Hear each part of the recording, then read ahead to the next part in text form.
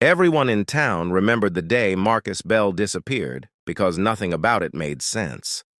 One moment he was walking home from work before sunset, and the next he was gone without a trace, phone still powered on, shoes found neatly placed beside the road as if he had decided to stop existing. Search teams looked for weeks. Dogs lost the scent suddenly, and cameras showed Marcus walking into a stretch of woods that locals avoided, then never coming out. After months, people stopped talking about him. Until exactly 1 year later, Marcus walked back into town on his own. He looked clean, uninjured, and calm, but something was wrong immediately. He did not ask where he had been or how long he was gone. He did not recognize neighbors he had known for years. When his sister hugged him, he stood still like he was unsure what hugging was supposed to feel like. Doctors found no signs of trauma, no memory loss, no explanation. Marcus said he had not been missing at all. He said he had only been gone a few hours. The town tried to move on, but Marcus did not sleep at night. He sat awake in the dark, listening, writing strange symbols on paper, and whispering apologies to empty rooms. When asked where he went during the year he vanished, Marcus said the same thing every time. "I didn't leave, I stayed somewhere else." He avoided mirrors and covered windows, and when someone asked why, he said reflections took too long to copy him. At night, neighbors saw him standing in his backyard staring into the trees, smiling softly, as if waiting for something to come back out. The police reopened the case quietly. When security cameras began showing Marcus walking outside at times, he was confirmed to be asleep inside his locked house. When confronted, Marcus calmly said those weren't him. Those were the ones that came back wrong. But the laughter stopped when Marcus began predicting things he should not know. Deaths before they happened, accidents before they occurred, and disappearances days before they were reported. Each time someone went missing, Marcus grew quieter, more relaxed, as if something was being balanced. One night, Marcus turned himself in at the police station and asked to be locked up before sunset. When asked why, he said they found him once, and they would come looking again. Marcus Bell was kept in a holding room overnight, but nothing about him felt like someone who wanted protection.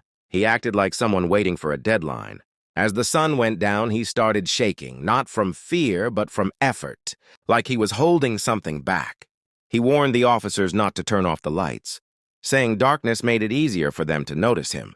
At exactly 9:12 p.m., every camera in the station froze for 7 seconds, and during that time, Marcus began screaming, not loud, but strained, like someone trying not to be heard.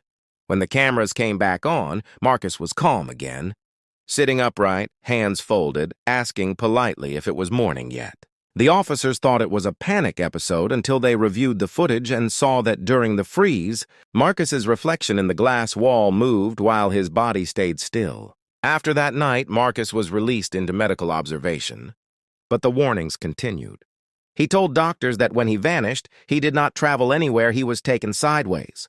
He said the place looked like the world, but unfinished, like a copy made from memory, where streets ended suddenly and buildings repeated with small mistakes. He was not alone there, and the others looked like people who had gone missing too, but they did not act human anymore. Marcus said time did not pass normally there, and the longer you stayed, the more you forgot which version of yourself you were supposed to be. He admitted he almost forgot his name and only survived by repeating it constantly until it felt real again. When doctors asked how he escaped, Marcus became quiet and said he didn't escape. He was sent back because something else needed space. After his return, Marcus's behavior became more controlled, almost rehearsed. He spoke less, moved carefully, and avoided places where crowds gathered. He explained that large groups made the copies restless. He said every missing person created a gap, and gaps attracted replacements.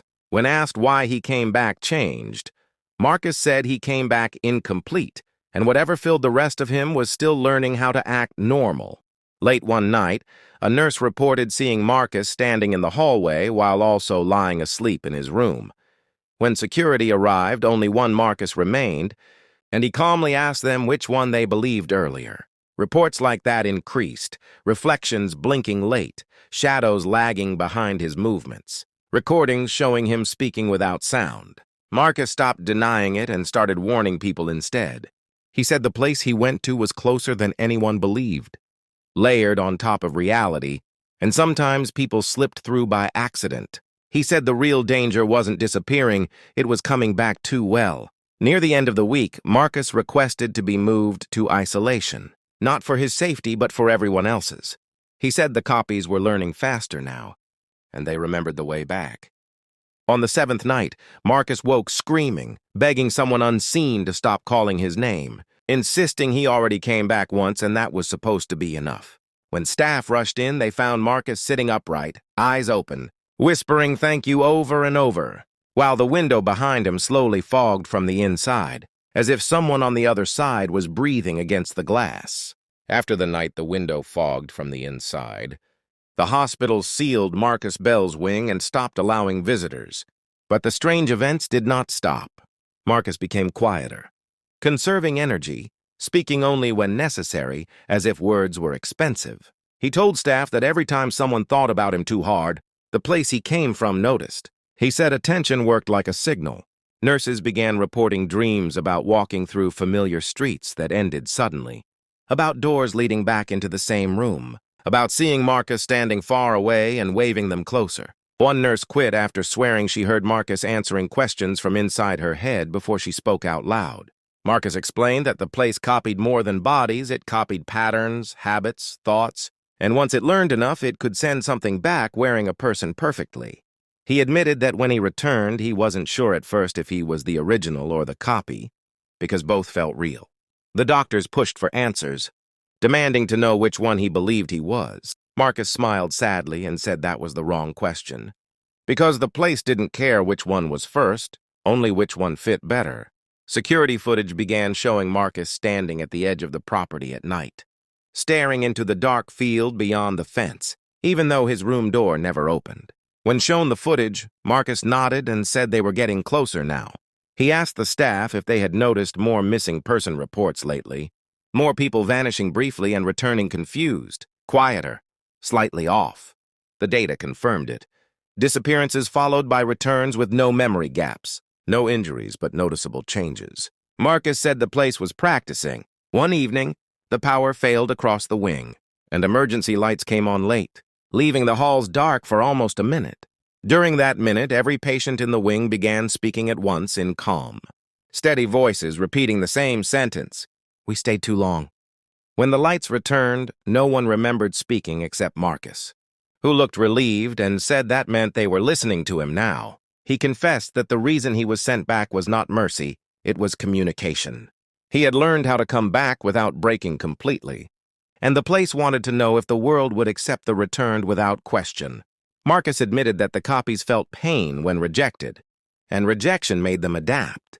He begged the doctors not to label people as broken or changed, because the copies were learning what fear looked like and how to hide it. Late one night, Marcus asked for a mirror and was refused. He laughed quietly and said it wouldn't matter, because reflections weren't required anymore. That same night, cameras recorded Marcus speaking to someone standing just out of frame, nodding, agreeing, and finally saying, "Yes, I understand, I'll show them."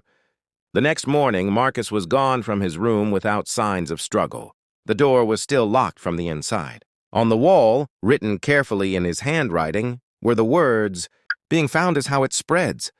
Marcus Bell was officially listed as missing again, but no one in the hospital believed he was gone in the way people usually meant. After his disappearance, small changes began happening that felt connected to him, subtle enough to explain away if someone wanted to. Staff members forgot simple things they had always known, passwords they had used for years, routes through the building they walked daily. Some began speaking more carefully, choosing words slowly, as if translating thoughts before saying them. A doctor swore he saw Marcus standing in the reflection of a dark computer screen, watching him read the report that declared Marcus unstable and dangerous. When the doctor turned around, the room was empty, but the reflection smiled a second longer than it should have. Missing persons who had been gone for weeks started coming back across the region, clean, unharmed, calm, each one saying the same thing in different words, that they were not lost, they were waiting. Marcus's name appeared again when one of those returned patients asked for him directly, saying he promised to explain how to behave better next time.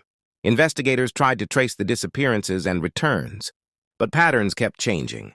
routes looping back on themselves, times overlapping. A city camera captured Marcus walking calmly through a crowded station at rush hour, yet no one reacted to him. No one noticed him, as if their eyes slid away without permission. Later that same day, another camera showed him standing alone in the woods where he first vanished, staring into the trees with something like pride. The final recording connected to Marcus came from a phone found on the ground near that forest. It showed Marcus speaking quietly, explaining that the place he went to was not a prison or another world, but a version of reality that learned by copying. He said it started empty, then filled with lost people, and now it understood how to send them back without being noticed. Marcus admitted he was not warning anyone anymore. He was documenting the process. He said fear made people reject the returned, and rejection made the copies try harder. Acceptance, however, let them blend in perfectly. Marcus ended the recording by saying the reason he was found again was because the world was ready to stop asking questions. Months later, people stopped using the phrase missing person the same way. Returned people were welcomed home quickly, changes ignored, silence preferred. Every now and then, someone would pause in front of a mirror, watching their reflection hesitate before matching their movement, and feel a strange sense of relief instead of fear. Somewhere close, layered just out of sight, a place that learned by watching grew quieter, more efficient. Marcus Bell was never officially found again, but sometimes when someone returned and smiled too calmly, they said his name like it was a thank you.